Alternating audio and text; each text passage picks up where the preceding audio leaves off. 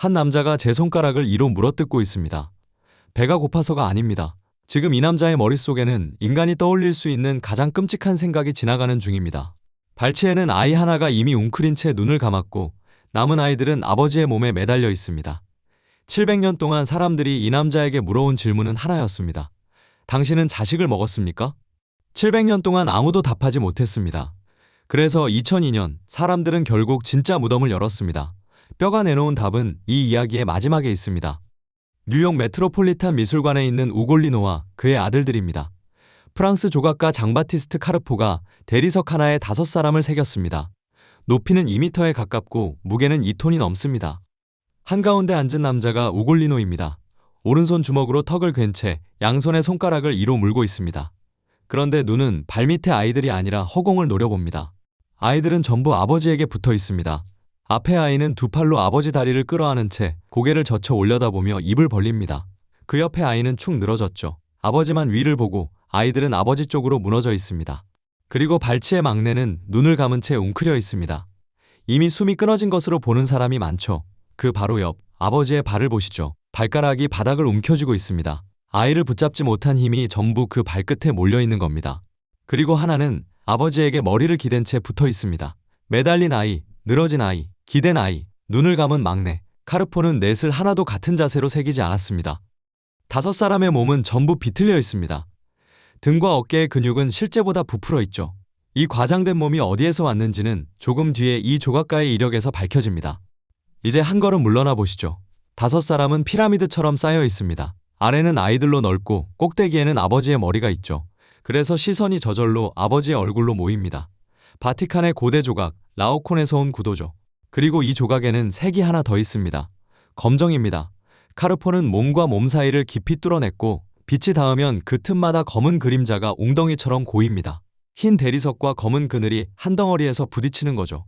먼저 짚어둘 것이 있습니다. 이 장면은 신화가 아닙니다. 700여 년 전 이탈리아 피사에서 실제로 있었던 일입니다. 우골리노 델라 게라르데스카, 피사를 쥐고 흔들던 백작이었습니다. 그를 무너뜨린 사람은 대주교 루지에리, 한때 손을 잡았던 사이였지만 우골리노가 대주교의 조카를 죽이면서 원수가 된 인물이었죠. 1288년 7월 첫날, 회의를 마치고 나오던 우골리노를 무장한 무리가 덮칩니다.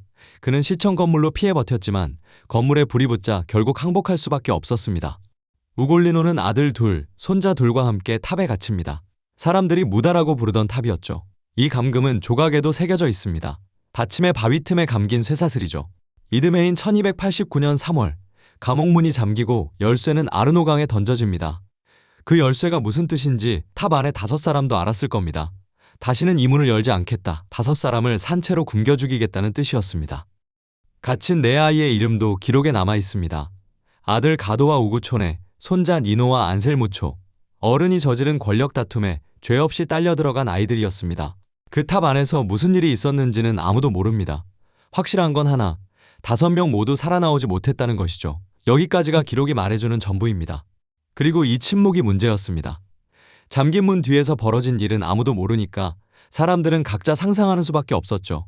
그런데 얼마 뒤 피렌체의 시인 단테가 이 사건을 지옥에서 다시 꺼냅니다.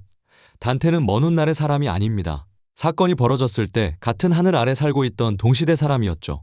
신곡 지옥편 33곡, 배신자들이 갇히는 지옥 맨 밑바닥, 얼어붙은 호수 코키토스입니다. 그 얼음 위에서 단테는 다른 죄인의 머리를 이로 갉아먹는 남자를 만납니다. 우골리노였습니다. 그가 뜯고 있던 머리는 자기를 가둔 대주교 루지에리의 것이었습니다. 원수를 영원히 물어뜯는 형벌. 우골리노는 뜯던 입을 떼고 단테에게 탑에서의 마지막 날들을 들려줍니다. 아이들이 굶주림에 하나씩 무너져 갔습니다. 절망한 우골리노가 제 2손을 물어뜯자 아이들은 그걸 배고픔으로 알고 이렇게 말했다고 하죠. 아버지, 차라리 저희를 드세요. 이 살은 아버지가 입혀주신 것이니까요. 방금 그 대목, 2손이라는 말을 기억해두세요. 조각으로 돌아가면 우골리노는 정확히 양손의 손가락을 물고 있습니다. 카르포가 새긴 것이 시의 바로 이 순간인 겁니다. 아이들이 아직 매달려 있는 그 장면이죠. 아이들은 하나씩 죽어갔습니다. 우골리노는 굶주림에 눈이 멀었고 이미 죽은 아이들의 몸을 손으로 더듬으며 이틀 동안 그 이름을 불렀다고 합니다. 그리고 이야기의 마지막 문장이 나옵니다. 그러고 나서 슬픔보다 굶주림이 더 힘이 셌다. 이게 끝입니다. 우골리노의 이야기는 여기서 끊어집니다. 굶주림을 못 이겨 죽었다는 말일까요? 아니면 굶주림이 슬픔을 눌러버려서 차마 못할 일을 했다는 말일까요? 단테는 끝내 밝히지 않았습니다. 일부러 열어둔 문이라고 보는 학자들도 있습니다. 이 한 줄을 두고 700년 동안 논쟁이 이어졌습니다. 이 논쟁의 역사만 따로 정리한 논문이 있을 정도입니다. 지옥에서 원수의 머리를 뜯고 있는 그 모습이 이미 답이라고 보는 쪽과 아버지를 그렇게까지 만들 수는 없다고 믿는 쪽이 팽팽하게 맞섰죠.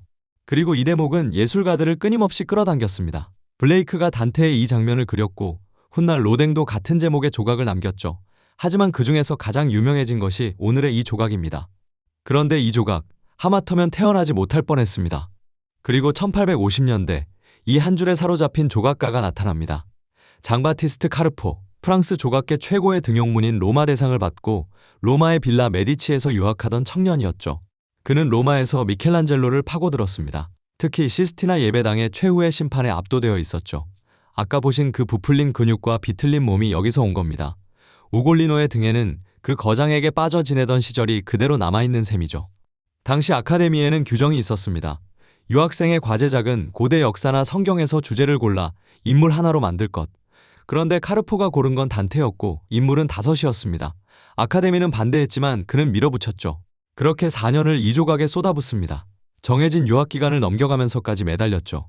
파리에는 지금도 그 시절의 구도를 잡아본 55cm짜리 석고 습작이 남아있습니다. 유학생은 해마다 과제작을 보내야 했는데 그는 5회째의 과제작으로 이것 하나를 내놓은 겁니다. 뉴욕 대리석의 받침에 카르포, 로마라는 서명이 남아있는 이유입니다. 1861년 10월에 석고 원형이 완성됐고 이듬해 3월 파리에서 심사를 받습니다. 규정을 어긴 문제작에 파리가 술렁였습니다. 심사를 받았던 그 석고 원형은 지금도 파리에 남아있습니다. 그런데 색이 석고답지 않게 청동처럼 짙은 갈색입니다. 청동으로 부어내기 전에 완성된 모습을 미리 보고 싶어서 카르포가 제 손으로 칠한 것이라고 전해지죠. 청동본은 국가가 주조해서 파리 튠르리 정원에 세웠습니다. 규정을 어겨가며 만든 조각이 파리 시민들이 매일 지나다니는 정원에 선 겁니다. 지옥의 백작이 산책 나온 사람들 곁에 앉게 된 거죠. 지금 뉴욕에 있는 대리석본은 그 뒤에 완성된 것인데 재미있게도 국가의 주문이 아니었습니다. 대리석을 캐낸 채석장의 주인이 주문한 것이었죠. 이 대리석본이 1867년 만국 박람회에 나왔고 카르포의 이름을 유럽에 새겼습니다. 그리고 만국 박람회로부터 딱 100년 뒤인 1967년 이 대리석은 대서양을 건너 뉴욕 메트로폴리탄 미술관의 소장품이 됩니다. 지금은 유리천장 아래 유럽 조각 전시장 한가운데에 서 있죠. 자, 이제 처음에 말씀드린 그 무덤입니다. 2002년 고인류학자 프란체스코 말레니가 피사에서 발굴된 유해를 조사합니다. 유전자 검사 결과는 아버지와 아들들, 손자들 5사람의 관계가 시와 맞아떨어졌습니다. 말레니는 지금까지 이어져온 게라르데스카 가문의 유전자와도 대조했고 우골리노 일가가 맞다고 결론 내렸습니다.